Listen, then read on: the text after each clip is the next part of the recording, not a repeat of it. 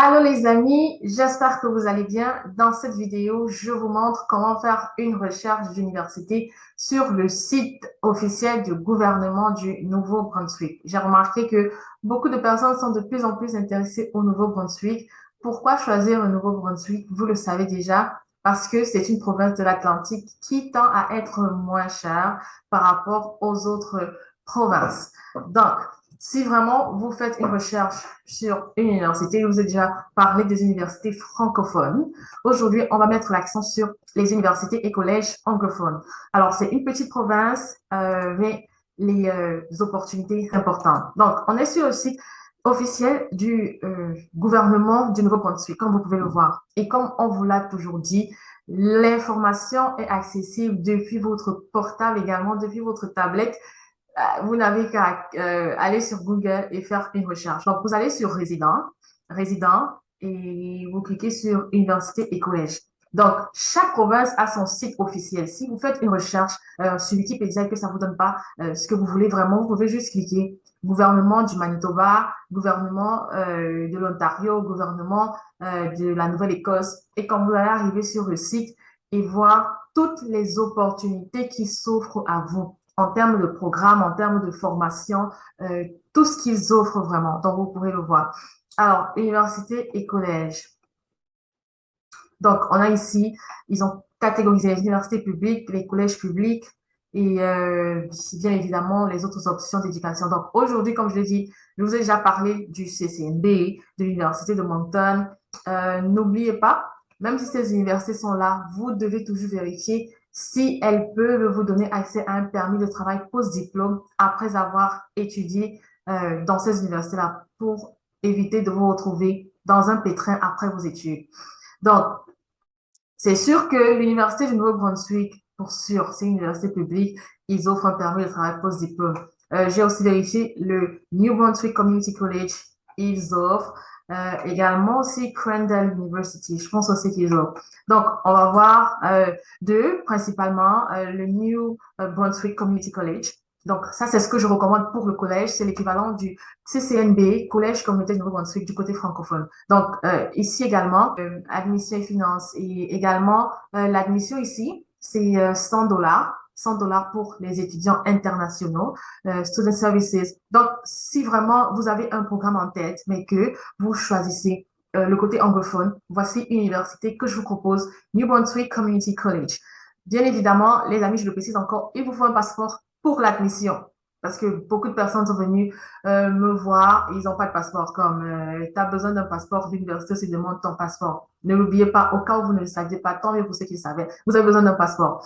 Maintenant, vous avez besoin de vos diplômes, de vos relevés de notes. Si vous voulez fréquenter en anglais, vraiment prévoyez le TOEFL, ou le IELTS. Parce que parfois, ils disent ils n'en ont pas besoin, mais après, arrivé à la fin du processus, on te demande le TOEFL ou le IELTS et après, tu es pris de court et tu sais pas quoi faire. Donc, prévoyez un test d'anglais si vous voulez fréquenter dans une de ces universités. Donc, alors, ici, je voulais vraiment voir avec vous les conditions pour les étudiants internationaux. Donc, on est d'accord, c'est pour ceux qui comprennent parfaitement bien l'anglais. International Applications. Donc, c'est pas tous les programmes qui sont ouverts pour les étudiants internationaux ici. Donc, il suffit juste vraiment de faire vos recherches. Donc, ils ont des campus à Miramichi, à Moncton, à Saint John, à Fredericton et vraiment dans toutes ces villes, Saint-Andrew. Toutes ces villes, ce sont les villes du Nouveau-Brunswick. Donc, ils ont des campus partout là-bas et ça dépend de la filière que vous voulez faire. OK? Ça dépend de la filière que vous voulez faire. Vous allez sur la filière et vous verrez ce qui vous convient et vous pourrez appliquer. Mais comme je l'ai dit, j'avais déjà vérifié l'admission. Ici, c'est vraiment c'est 100 dollars pour les étudiants international applicants, pour les étudiants internationaux. Alors, est-ce qu'il y a quelque chose que vous aimeriez savoir à propos du New Brunswick Community College que je n'ai pas mentionné? Je pense que la suite, vous pouvez vraiment le voir ici, hein, si vous suivez avec moi sur cet écran. C'est ça, vous avez ici les conditions d'admission. Vous pouvez voir ici, donc voici ça, c'est écrit là, 100 dollars, application fee non-refundable. Vous pouvez voir tuition fees, combien est-ce que ça coûte. Ben, on va voir ensemble combien est-ce que ça coûte. Les tuition fees, c'est ça, international student, ben, vous voyez, comme je vous dis, c'est pratiquement la même chose que le CCNB, 9 000 à 10 000 dollars. seulement les frais, je veux dire quoi, seulement les frais de scolarité, parce qu'il faut toujours compter le logement, les cahiers, les livres et d'autres dépenses que vous aurez à faire. Donc, c'est ça. Mais en termes de tuition fees, c'est vraiment très abordable comparé aux universités publiques. Alors, ça, c'était pour le New Brunswick Community College. Si vous avez une question sur ce collège-là, vous pouvez me laisser les questions dans les commentaires et je me ferai un plaisir de vous répondre. Maintenant, on va repartir voir University of New Brunswick. C'est également aussi une très belle destination. Si moi, j'avais la possibilité de faire le test d'anglais quand j'avais appliqué en entrant au Canada, moi, j'allais choisir l'Université du Nouveau-Brunswick en tout cas. Parce qu'ils avaient aussi de très bons programmes. C'était même l'université, c'est ce que moi, je voulais choisir parce que j'avais déjà étudié en anglais, mais j'avais pas d'argent pour faire le TOEFL. On sait que ces tests sont chers, mais c'est ça. Ils le demandent parce que, d'après eux, notre anglais n'est pas au niveau de... On est sur le site de l'Université du Nouveau-Brunswick qui est à Fredericton. Je sais pas s'ils ont un autre campus, mais je pense que le campus primaire, c'est vraiment à Fredericton. Fredericton qui est la capitale politique du Nouveau-Brunswick. Donc, voici Fredericton. Malheureusement, par contre, ils n'ont pas beaucoup de programmes. Moi, je ne pense pas qu'ils ont beaucoup de programmes comme Admissions, Undergraduate. Je ne pense pas qu'ils ont beaucoup de programmes. International Students, comme offert pour les étudiants internationaux. Tuition and fees. On va voir combien est-ce que ça coûte ici. Donc, ils ont aussi un campus à Saint John. Prenons par exemple Business Administration.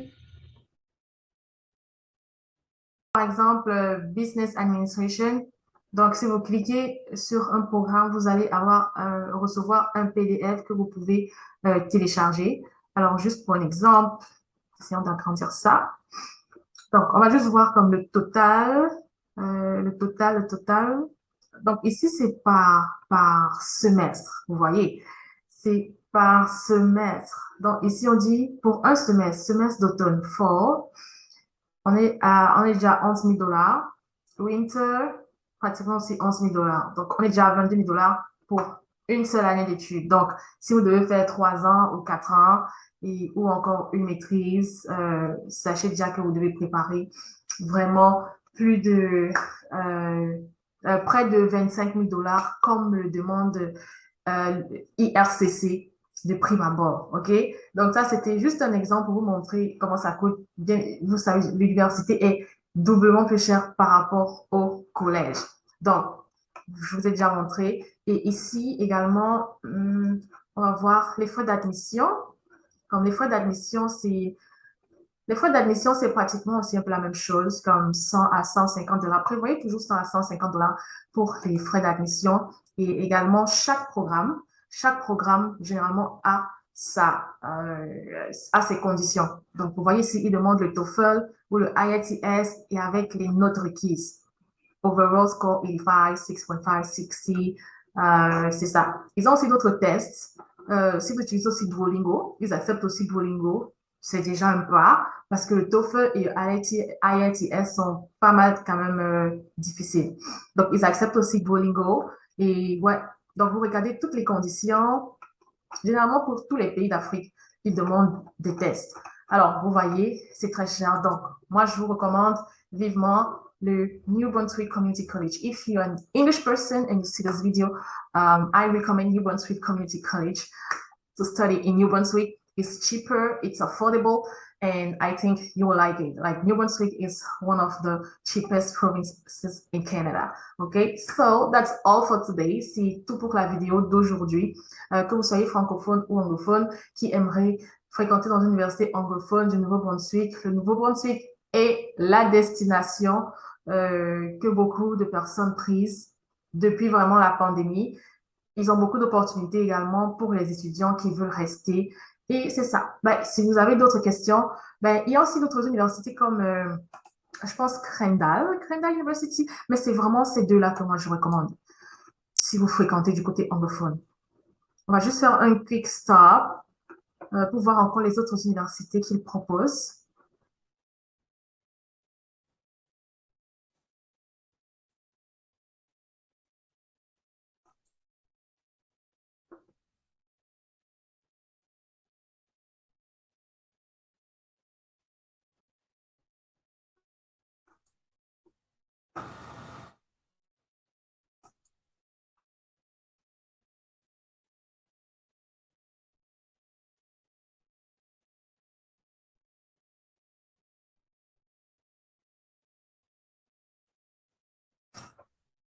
Donc, il y a d'autres universités comme Crandall University, Kingswood University et Saint Stephen.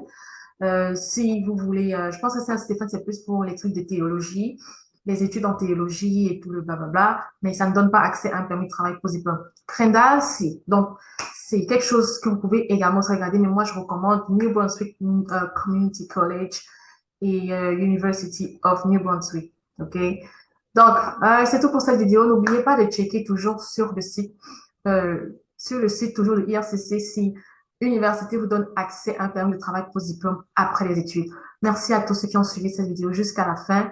Si vous avez des questions, on se retrouve dans les commentaires. Mais aussi, merci de continuer à m'encourager en likant, en vous abonnant. Ça va vraiment beaucoup m'aider et m'encourager à continuer à produire des vidéos. Donc, merci pour votre feedback. À bientôt dans une nouvelle vidéo. Bye.